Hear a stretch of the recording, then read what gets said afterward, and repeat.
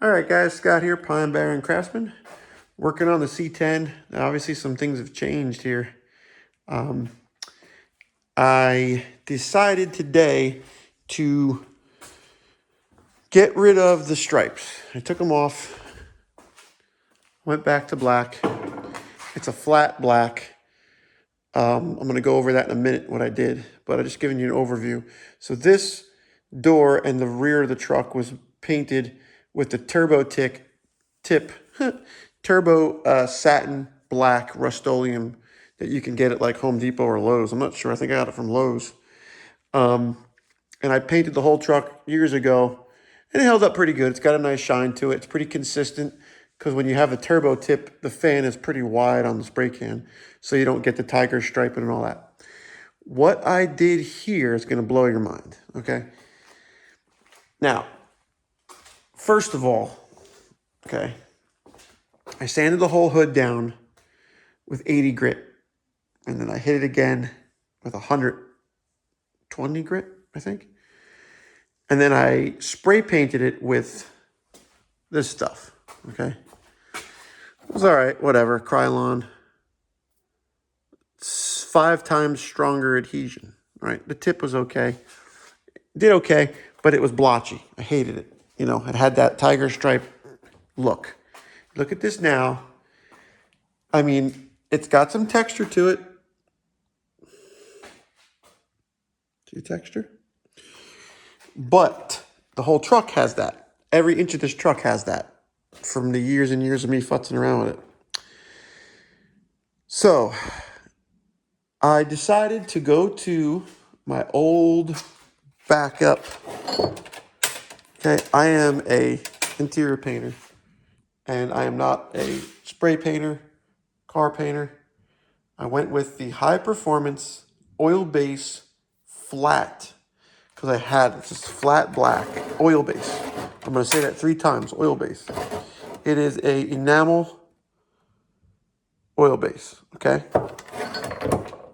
This stuff is strong, okay? It stays everything, whatever I've painted with that doesn't rust, it doesn't scratch off, it doesn't flake. It's pretty good as long as you prep the surface. So this was a heavily prepped surface. And you're going to ask, how did I put that on? I got these little 6-inch rollers from the hardware store. Basically like a regular roller pan and roller. You know, this is a big one. Okay, it's a 3/8 nap roller, 4.5 inch wide. And I put a little bit of boiled linseed oil in, just because I read somewhere that it brings up the sheen. Here it is. I was looking for it. This is the handle. Okay, it just needs a little foam or a furry roller. And I rolled it into the pan, nice and smooth, got all the paint nice and level in the pan, and I would just roll a line, back roll it, come back up and down. This is 2 coats. I think it came out better than spray paint. There is no taping, okay? There's no worry about overspray. It's the coolest thing you can do. I mean, it's cheaper than cheap. The aerosol spray cans, they go up in the air. You waste a lot of paint. You got to tape things off. I mean, you know, you take the grill off. I took the grill off. That's why I painted it, because I wanted to get close to the grill without cutting with a brush. I don't want a paintbrush. The roller leaves a texture that's similar to a spray paint. Anyway, at least the way I did it. I mean, some other people might get runs and roller marks, but the way I did it with a nice wet surface, it was a cool day too. It wasn't drying immediately in the sun. Like it was probably in the 60s, 50s today, if I was lucky, 50s. I rolled it out. And if you get a booger in it from the paint roller or from the roller, you flick it off. This surface, I bet you I could sand to get smoother with a finer grit. And I bet you I could clear coat this with an oil base clear. I don't know if you could use like, you know, I have an oil base clear wood, polyurethane, you know, whatever this is. Like this is for wood. Now I've seen people spray automotive clear coats over wood for wood floors, but can you put a clear coat for wood over paint? This is getting fun. And then if you want to even get super crazy, you put some metal flake in that and you flake this, because this is basically just a flat black paint. Or take the boiled linseed oil, right here, boiled linseed oil, not straight linseed oil. Watch that stuff, it's flammable. If you leave the rags around, supposedly they burst into flames. I don't know. Do I wipe this whole thing down and just give it the wet oiled look to kind of match the sheen on the doors? Or do I roll this whole truck out and just piss everybody off? You can see here the sheen difference. Yeah, you can see it really well there. So I kind of like the way that looks a lot better than this and that, because I think there's too much shine on this. It's too inconsistent in the sun.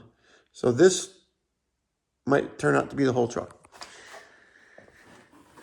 It's got that suede satin look compared to that little shinier stuff. Now, getting through this, I wanted to spray paint the grill because it just struck me. Let's let it pop a little bit. You know, I don't know if I'm going to paint the bumper or not silver. I kind of like the way the bumper kind of fades into the car or the truck when it's painted black, because I never liked these bumpers. I like the later bumpers from the square headlight, square bodies, Chevys. I feel like these are really, you know, almost like a farm truck utilitarian bumper.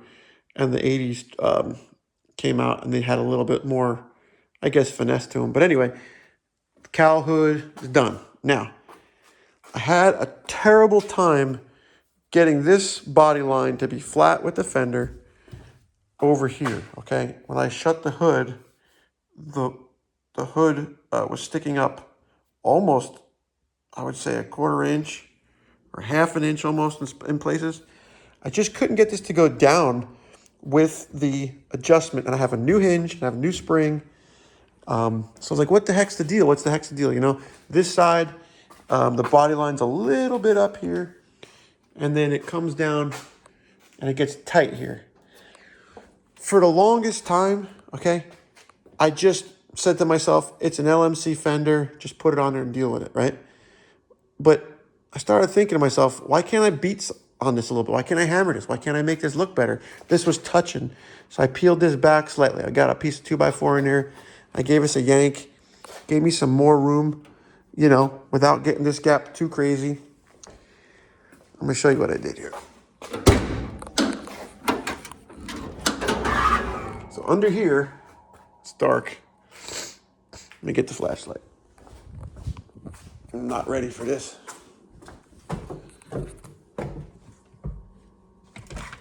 All right. So,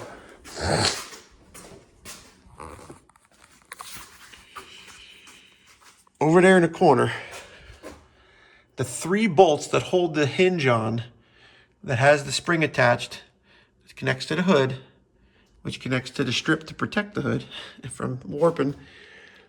The factory bolt holes from the hinge to the LMC fender, no matter how much I fought with this thing, I couldn't get it to go down. I needed this hinge to sit down about half an inch, quarter inch.